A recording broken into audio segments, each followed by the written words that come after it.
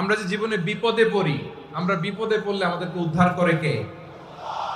আল্লাহ ছাড়া আমাদের বাঁচানোর কেউ আছে? উদ্ধার করার কেউ আছে? রক্ষা করার কেউ আছে? এজন্য বিপদে পড়লে আমরা চাইবো কার কাছে? আমাদের যাই দরকার হোক আমরা ফরিয়াদ করব কার কাছে? নাকি মাজারে যেয়ে চাবেন? মাজারে যেয়ে চাবেন? অনেকে তো মাজারে যেয়ে কপাল ঘষে, আছে না নাই? মাজারে যেয়ে সন্তান চায়, আছে? এই এলাকায় নাই, এই এলাকার লোকদের আকীদা খালেস আমি জানি। মাজারে যে কপাল ঘষে আর সন্তান চায়। আচ্ছা, মাজারে গেলে সন্তান পাওয়া যায়? আচ্ছা, মাজারে না গেলে যদি বাচ্চা না হতো, গরু ছাগলের যে বাচ্চা হয় ওরা কোন মাজারে মানত করে বলেন? কথা কি বুঝতেছেন? এই যে প্রতি বছর গরু ছাগল ভেড়া এগুলো যে বাচ্চা দেয়, এরা কোন মাজারে যে মানত করে? এজন্য চাইতে হবে একজনের কাছে, তিনি কে? আমার প্রিয় পটুয়াখালীবাসী, মাজার জিয়ারত করা সুন্নাহ। আমরা মাজার জিয়ারত করব, আল্লাহ ওয়ালাদের কবরে যাব, আমরা সেখানে যে সালাম দিব, দোয়া করব, নিজের জন্য করব, কবরে শুয়ে থাকা মাইয়েতের জন্য করব, পুরো মুসলিম উম্মার জন্য করব। কিন্তু কবরে যিনি শুয়ে আছে ওই বাবার কাছে সন্তান চাওয়া যাবে? চাকরি চাওয়া যাবে? সফলতা চাওয়া যাবে? সফলতা দেয় কে? সবাই বলেন নাই, আওয়াজ করে বলেন, সফলতা দেওয়ার মালিক কে?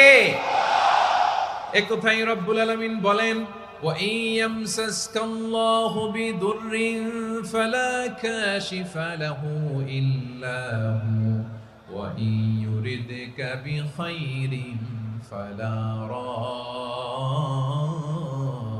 লিফাদলি ইউসিবু বিহি মান ইয়াশাউ মিন ইবাদিহি ওয়া হুয়াল গফুরুর রহিম।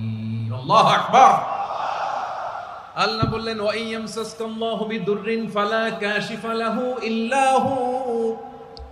আল্লাহ যদি তোমাকে কোনো বিপদ স্পর্শ করায়, আল্লাহ যদি তোমারে কোনো বিপদে ফেলে দেয়, ওই বিপদ থেকে উদ্ধার করার তিনি ছাড়া আর কেউ নাই। জোরে বলেন ঠিক কিনা?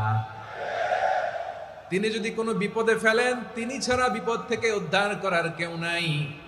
আর তিনি যদি তোমার প্রতি কোনো অনুগ্রহ করতে চান, ওই অনুগ্রহ ঠেকিয়ে দেওয়ার ক্ষমতাও কারো নাই।